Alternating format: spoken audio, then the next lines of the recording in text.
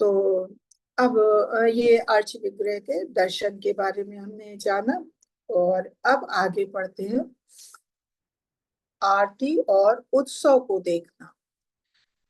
स्कंद पुराण में अभी पढ़ते हैं अतीत में ब्राह्मण की हत्या से क्षमा, कृष्ण राम वैष्णव और झूलन यात्रा डोला यात्रा का जन्म दिवस। चांडाल देखता भी है तो विष्णु का सहयोगी माना जाता है। यहाँ तक कि रहस्यवादी योगी भी भक्ति सेवा के लिए उन्नत होंगे। तो इसमें उत्सवों का और भगवान की आरती को जो देखता है, अटेंड करता, उसके बारे में बताया है। तो कहते हैं कि स्कंद पुराण में अर्च विग्रह की आरती दर्शन के लिए बताया गया है कि जो भी इसको अटेंड करता है उस समय भगवान की आरती के समय भगवान के मुख का दर्शन करता है, वो लाखों वर्ष के अनेकों जन्मों के पूर्व जन्मों के सारे पाप कर्मों के फलों से मुक्त हो जाता है। और तो और ब्राह्मण हत्या जैसी वर्जित का कर्मों से भी उसको क्षमा प्राप्ति हो जाती है।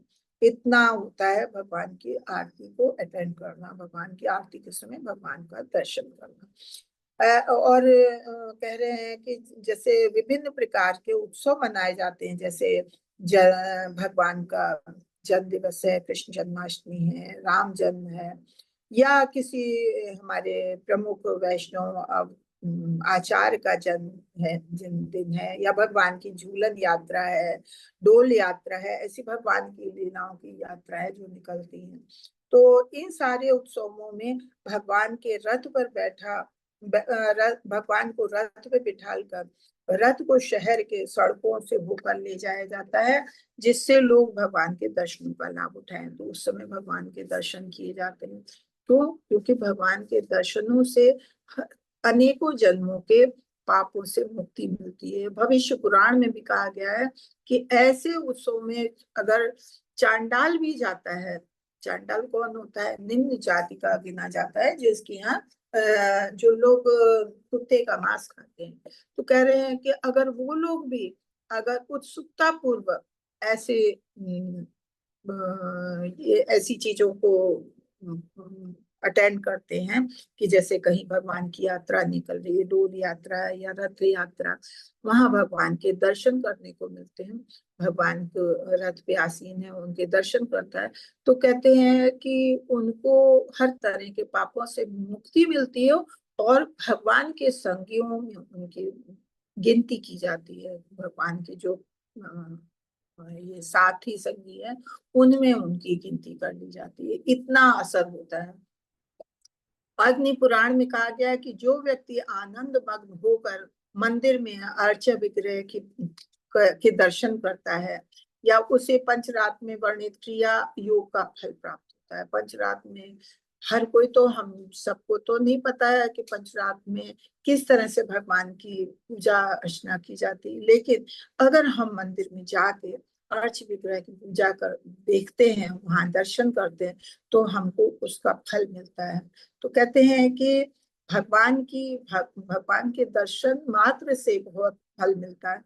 क्रिया योग साधन भक्ति जैसी पद्धति है, किंतु विशेष रूप से योगियों के लिए है ये सब। लेकिन हम सब वो सारा नहीं कार्य कर सकते हैं, लेकिन अगर हम अर्च विग्रह की वहां दर्शन करते हैं तो भी हमको वही फल प्राप्त होता है। तो इस तरह से भगवत प्राप्ति होती है भगवान के दर्शन मात्र से।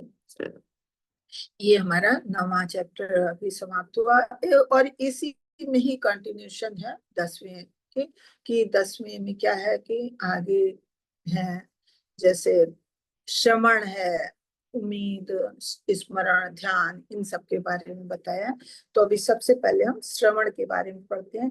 यदि याद रखना हो तो आवश्यक है नाम श्रवण, पूर्व काल लीला श्रवण, गुण आदि श्रवण। तो ये बताते हैं कि श्रवण का मतलब क्या है। श्रवण का मतलब है कि भगवान के नाम, जहाँ भी कुछ भी भगवान की लीला का, भगवान के वर्णन हो रहा है, महिमा का, उसका श्रवण मात्र। तो श्रवण मात्र से कितना फल मिलता है। कहते हैं कि चैतन्य ये श्रवण का इतना असर होता है कि जो लोग भगवत भक्ति की टोलियों में जाते हैं और भगवान का श्रवण सुनते करते हैं, तो उन्हें उनके हृदय हमेशा के लिए भगवान के प्रति विमल हो जाते हैं, शुद्ध हो जाते हैं। चैतन्य महाप्रभु कहते हैं कि श्रवण अत्यंत महत्वपूर्ण है। भगवान की भक्ति में सबसे पहला चरण जो है वो श्रवण का है। श्रवण से भगवान की भक्ति सबसे तेजी से बढ़ती है, तो श्रवण जरूर करना चाहिए, जो कलुषित आत्मा को भी धो डालता है और भगवत भक्ति में प्रवेश करता है, कृष्ण भावनामृत में जाने के योग्य बनाता है। कि जब हम सुनते हैं, श्रवण करते हैं भगवान की लीलाओं के बारे में, तभी तो हमें भगवान के प्रति आकर्षण बढ़ता है। काटे गए सांप का इलाज मंत्र द्वारा कर सकते हैं। हरे कृष्ण महामंत्र के जाप और सुनने से, गरुड़ पुराण में इसका वर्णन है कि जैसे अगर मरे सांप काट लेता है तो उसका इलाज करते हैं मंत्रों से या जड़ी बूटियों से।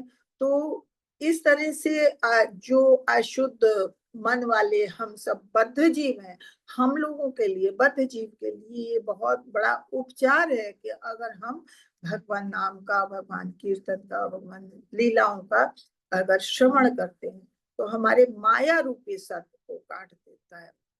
जो हमारे माया रूपी सर्प है उन सब को काट के और हमको कृष्ण भावनामृत में हमको आगे बढ़ाता है। ये इसका असर होता है भगवान के नाम के श्रवण का। तो और ये लीला श्रवण के लिए बता रहे हैं, भूख प्यास विलाप आदि से मुक्त। ये कहाँ का है? श्रीमद् भागवतम का चौथे कैंटो का 29 चैप्टर है। उसमें बताते हैं कि इसमें तो पूरे में सुखदेव गोस्वामी ही परीक्षित महाराज को कहानी सुनाते हैं, तो वो श्रवण का महत्व बताते हैं परीक्षित महाराज को कि हे राजन, मनुष्य को उस स्थान पर रहना चाहिए जहाँ बड़े बड़े आचार्यगण, भगवान के भक्त, भगवान की दिव्य लीलाओं पे प्रवचन करते हैं और उसी महान पुरुषों के चंद्रमा सदृश मुखों से बहने वाली सुधा धारा को कानों से ग्रहण करना चाहिए। कहते हैं ना, कानों से पीना चाहिए, तो अपने कर्णों से सुन पीना चाहिए। पीने का मतलब अपने अंदर ग्रहण करना चाहिए। जब ऐसे महापुरुष, ऐसे आचार्य गण जो है भगवान की महिमाओं का गुणगान करते हैं, तो अपने कानों से हमें अपने अंदर ग्रहण करना चाहिए। और ऐसी दिव्य ध्वनि को उत्सुकता पूर्वक जो सुनता है, तो वो भौतिक भूख प्यास भय शोक सांसारिक माया मोह से तुरंत मुक्त हो जाता है।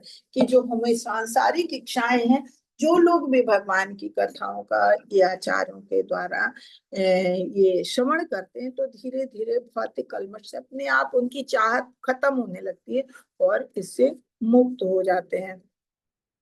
और भगवत गीता में भी ऐसे कहा है कि कृष्ण भावना भावित होने पर ही भौतिकतावादी मनुष्य जो है उसकी भौतिक लालसाएं खत्म होती।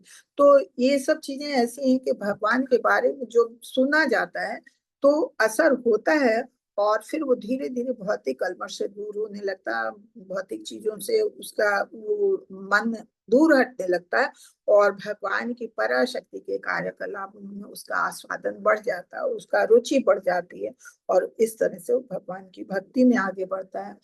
आगे बताते हैं, गुणादि श्रवण हृदय की अशुभता को मारेंगे। ये भी श्रीमद् भागवतम के 12वें कैंटो के 13वें अध्याय से लेते हैं। उसमें कहते हैं कि कृष्ण की अनन्य भक्ति, जो भी व्यक्ति भगवान की अनन्य भक्ति चाहता है, जिनकी प्रशंसा दिव्य ध्वनि द्वारा की जाती है, उसे उनके यशोगान और दिव्य गुणों के विषय में निरंतर श्रवण करना चाहिए। इससे हृदय हर तरह के अमंगल से, हृदय में जो भी अशुभता होती है, अमंगल होती है, वो सब कुछ नष्ट हो जाता है और भगवान की भक्ति प्राप्त होती है।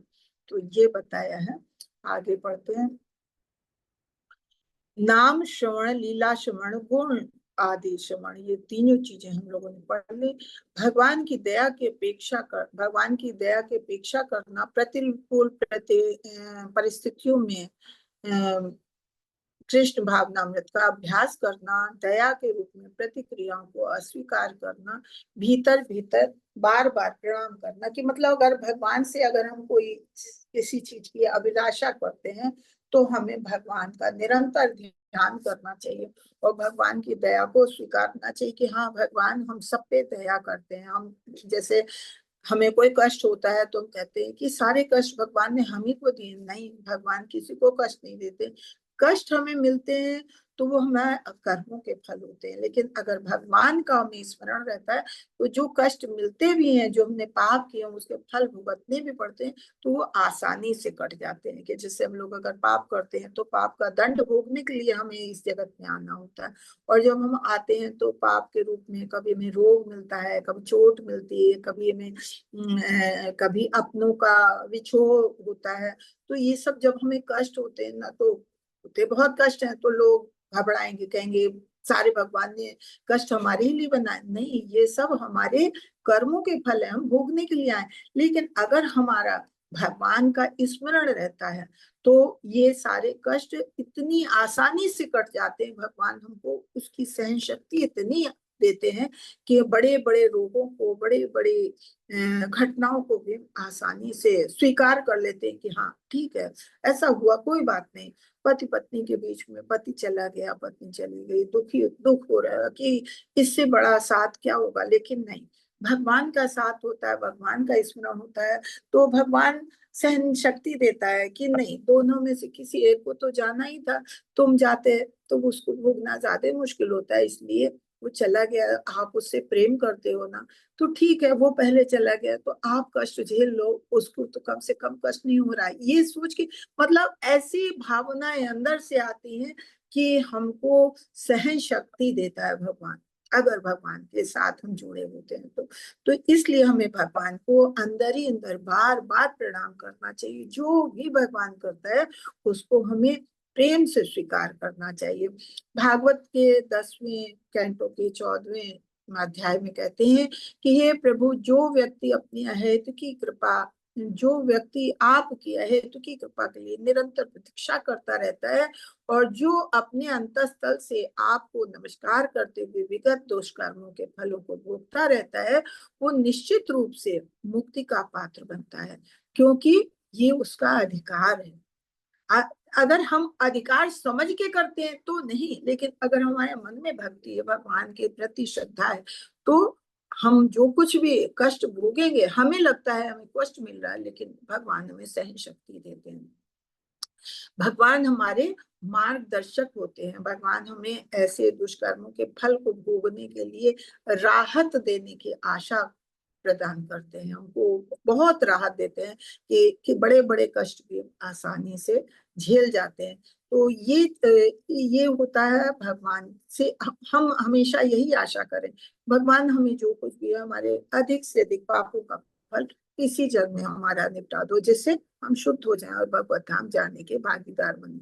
तो इस तरह से कहते हैं दाय भाग एक शब्द है जिसमें जिसका अर्थ होता है कि पिता की संपत्ति का वैध अधिकारी, पुत्र ही होता है पिता की संपत्ति का अधिकारी। तो इसी तरह शुद्ध भक्त जो है वो दाय भाग है। वो किसका अधिकारी है? जो शुद्ध भक्त है, भगवान कृष्ण की का भक्ति में कृष्ण भावना भावित होते हुए, भगवान की सेवा करते हुए अपने क्लेशों को सहने के लिए तैयार रहता है, तो वो भगवान के दिव्य धाम में जाने का पूरी तरह से वैध पात्र होता है। किस तरह से? जैसे कि एक पुत्र अपने पिता की संपत्ति का अधिकारी होता है, वैसे एक भक्त जो है दिव्य धाम जाने का पूर्णतया अधिकारी बनता है। तो इसलिए हमें कोई भी कष्ट हो तो हमें उसके लिए कष्ट को कष्ट न समझ के भगवान का हमेशा ध्यान करना चाहिए कि वो उनकी हेतु की कृपा है, जो हम पर कृपा बनी हुई है। ये है, अरे ये नीचे लिखा हुआ है, भगवान की कृपा की अपेक्षा करना दुख की साधना भक्ति के अवसर में बदला जा सकता है। जैसे हमने बताया कि भगवान के 10वें कैंटो के 14वें श्लोक अध्याय में ये दिया हुआ है कि अगर भगवान का ध्यान करते हैं तो किस तरह से हम ये किसी चीज को आसानी से पार कर लेते हैं। मन में चाहे जैसा भी हमने पाप किया, लेकिन अगर भगवान की निरंतर हमारा स्मरण होगा, भगवान की निरंतर प्रार्थना करेंगे, तो वो प्रतिक्रिया भगवान की तरफ से ऐसी होती है कि हमारे सारे पापों से हमें मुक्त कर देते हैं। तो ये हमारे ये सही सही नजरिए की जरूरत है। बस हमने बताया ना, नजरिया हमारा सही होना चाहिए कि अगर हमें कष्ट मिला है तो ये नहीं सोचना चाहिए भगवान ने सारे कष्ट हम ही को दिए। अगर आपकी सोच सही है कि नहीं, पाप को कौन भुगतेगा, हमने इस जन्म में नहीं पिछले जन्मों में पता नहीं कितने पाप किए हैं, तो भोगेगा कौन, हम ही को भोगना है। तो इसलिए भगवान हमें कष्ट दे रहे हैं, लेकिन हम भगवान के साथ जुड़े हुए, तो वो कष्ट हमारे आसान हो जाते हैं। शायद इससे अधिक हमें कष्ट होता है, और भगवान हमें सहने, वो कष्ट सहने की शक्ति इतनी दे देते हैं कि हम आसानी से उन कष्टों को भी झेल जाते हैं। आप बड़ी बड़ी सी बीमारियां हैं, कोई बहुत आपका करीबी का विछोह है, वो भी आप आसानी से झेल जाओगे। भगवान ऐसी आपको बुद्धि देते हैं, ऐसी सहन शक्ति देते हैं। बस मन में आपके भगवान के प्रति गलत भाव नहीं होने चाहिए, हमेशा सही भाव के भगवान जो हमारे लिए करते हैं कभी हमारे लिए गलत नहीं करते हैं। उसके बाद आता है स्मरण।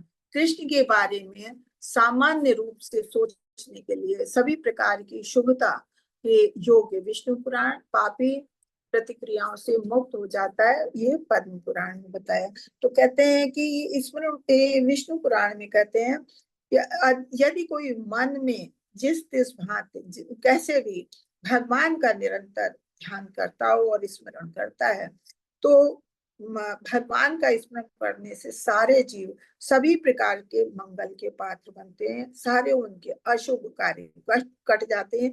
अतः भगवान का निरंतर स्मरण करना चाहिए, और जो अजन्मा है, नित्य है। पद्म पुराण में इसकी स्मरण की व्याख्या इस प्रकार की गई है कि मैं भगवान कृष्ण को सादर नमस्कार करना चाहता हूँ, क्योंकि जो कोई भी मृत्यु के समय या अपने जीवन काल में उनका स्मरण करता है, तो वो समस्त पाप फलों से मुक्त हो जाता है, ऐसा पद्म पुराण में कहा गया।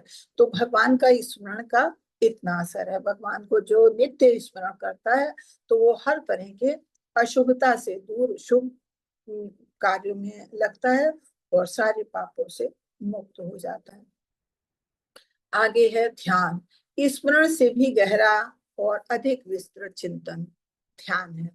रूप ध्यानम, कृष्ण के रूप का ध्यान करिए, भगवान के गुणों का ध्यान करिए, भगवान की क्रीड़ा ध्यान करिए कि जैसे गोपाओं के साथ वो खेलते थे, उन गतिविधियों का ध्यान करिए।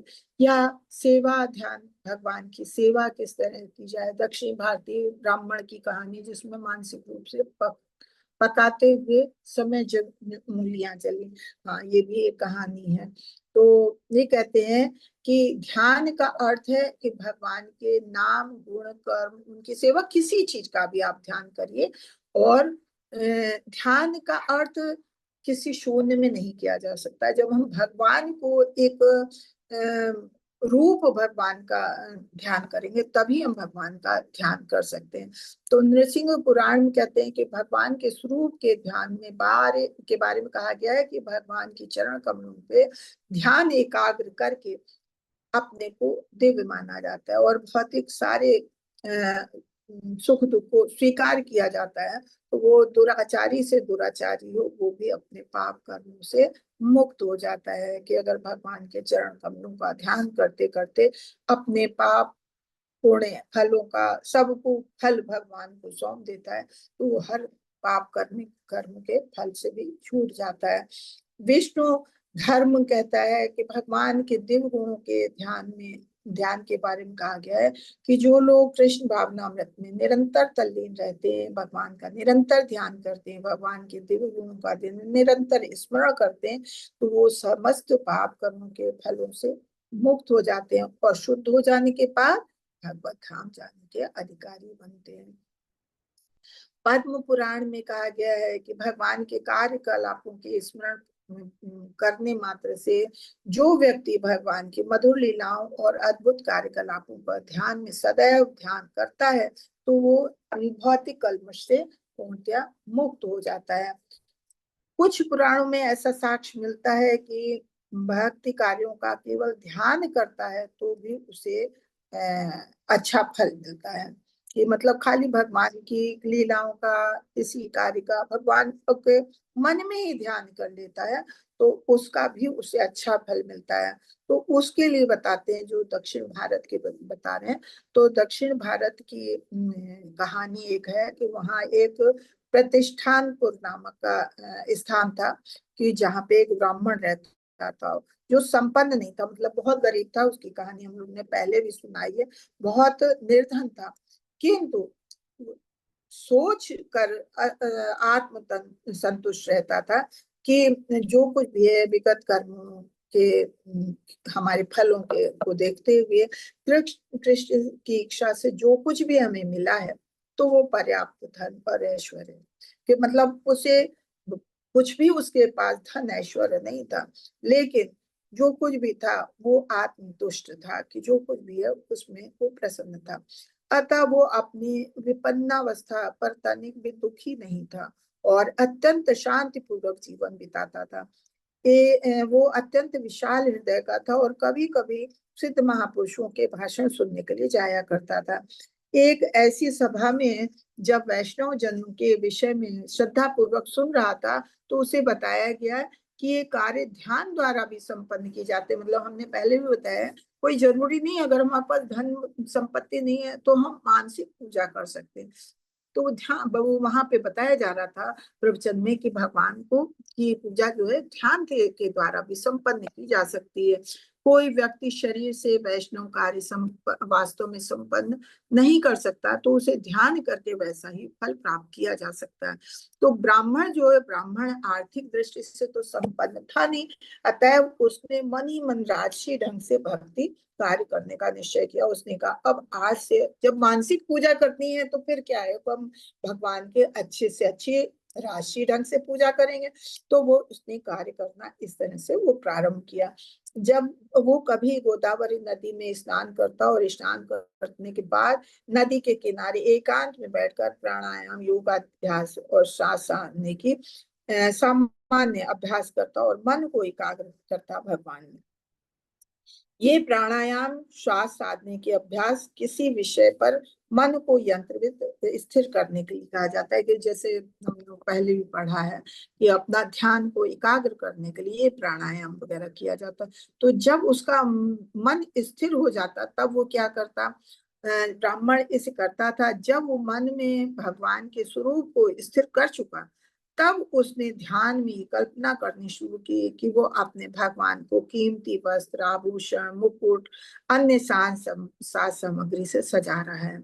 तब वो भगवान के समक्ष नतमस्तक होकर सादर नमस्कार करता। वस्त्र पहनाने के बाद वो कल्पना करने लगा कि भगवान मंदिर की भली भांति सफाई कर रहा है। मंदिर की सफाई के बाद वो सोचने लगा कि उसके पास अनेक सोने चांदी के पात्र हैं जिन्हें वो नदी के पवित्र जल से पानी भर के, जल भर के उसमें ला रहा है। इसी तरह वो न केवल गोदावरी से जल एकत्र करता अपितु गंगा, यमुना, नर्मदा, कावेरी। अब जब मन से ही खाली सोचना है तो सारी नदियों के जल ले आया, सारी नदियों का जल ले आया। सामान्यतः भगवान की पूजा करते समय वैष्णव जन मंत्रोच्चार द्वारा इन नदियों का जल एकत्र करते हैं। जहाँ हर जगह का जल नहीं होता है तो जो भक्तगण होते हैं तो मंत्रोच्चारण ऐसे करते हैं, हे मातु गंगे यमुने सरस्वती गोदावरी जय जय सिंधु नंदे कावेरी जय जय करुणाधिका और सातों के जल में समा। इस तरह के अनेकों मंत्र हैं जिससे लोग आचार्य लोग जो हैं अनेकों नदियों के जल एकत्र करते हैं। लेकिन अब वो क्या कर रहा है, सामान्यतः वो तो बैठे बैठे एक जगह, उसे मंत्रोच्चार तो पता नहीं है, वो ऐसे ही अपने कल्पना से सोने चांदी के पात्र हैं और उसमें अनेकों सारी नदियों का जल एकत्र कर रहा है और फूल, फल, अगुरु, चंदन सब कुछ एकत्र करके उसने भगवान की सुगंधित द्रव्य से अर्ची विग्रह के खूब द्रव्य से पूजा की भगवान को अर्पित करता है, जिससे वे तुष्ट हो जाते हैं। अब वो आरती करता है और इन सारे कार्यों को सही पूजा विधि से पूरा करता है, जितना उसको समझ में आया, जैसा आचार्य ने बताया था उसने अपनी मानसिक पूजा पूरी की। वो नित्य ही इसी प्रकार अर्चना करता और वर्षों तक ये क्रम चलता रहा। तब एक दिन उस ब्राह्मण के ध्यान में ये कल्पना की कि उसने खीर बनाई और तब उसने अर्च विग्रह को अर्पित की। और किंतु जब वो भगवान को भेंट करने चला तो क्योंकि उसने खीर ताजी बनी थी तो उसने सोचा कहीं का खीर गर्म तो नहीं है, तो उसने थोड़ी ठंडी होगी तब भगवान तो स्वाद भी अच्छा होगा तब भगवान को देंगे। क्योंकि ब्राह्मण ने ये खीर अभी भी तैयार की थी, अतः ये छू कर देखना चाहता था कि खीर भगवान के खाने लायक हुई है कि नहीं। तो ज्यों ही उसने खीर के पात्र में कुछ हुआ तो त्यों ही उसकी उंगली जल गई। तब उसका ध्यान भंग हुआ। जब उसने अपनी उंगली को जला देखा तो आश्चर्य हुआ और वो ये सोच रहा है ये सब कैसे हो गया। गरम खीर को छूने के विषय में केवल ध्यान ही कर रहा था, अतः उसने कभी ये सोचा भी नहीं था कि उसकी उंगली जल जाएगी, क्योंकि वो तो खाली मानसिक पूजा है, मानसिक खीर बना रहा था।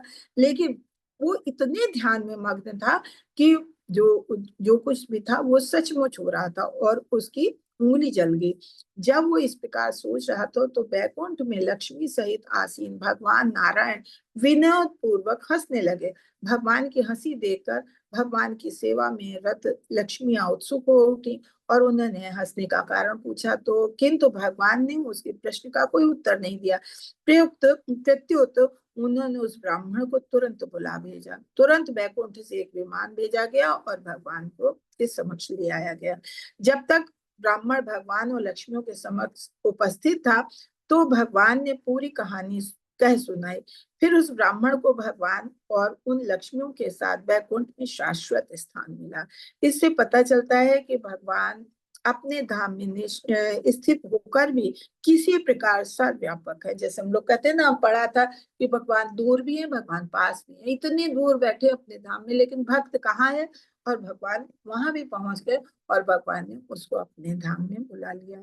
तो इस तरह हम समझ सकते हैं कि अगर ध्यान कुछ भी भगवान भक्त ध्यान से भगवान को कुछ अर्पित करता है तो भगवान उसको स्वेच्छा से स्वीकार करते हैं और उसे मनोवांछित फल प्रदान करते हैं। कि मतलब ऐसा नहीं कि हम मन से मानसिक पूजा कर रहे हैं तो भगवान स्वीकार नहीं करते, भगवान सब कुछ स्वीकार करते हैं। बस हमारा मन शुद्ध होना चाहिए, हमारा ध्यान वास्तव में भगवान की तरफ लगा होना चाहिए।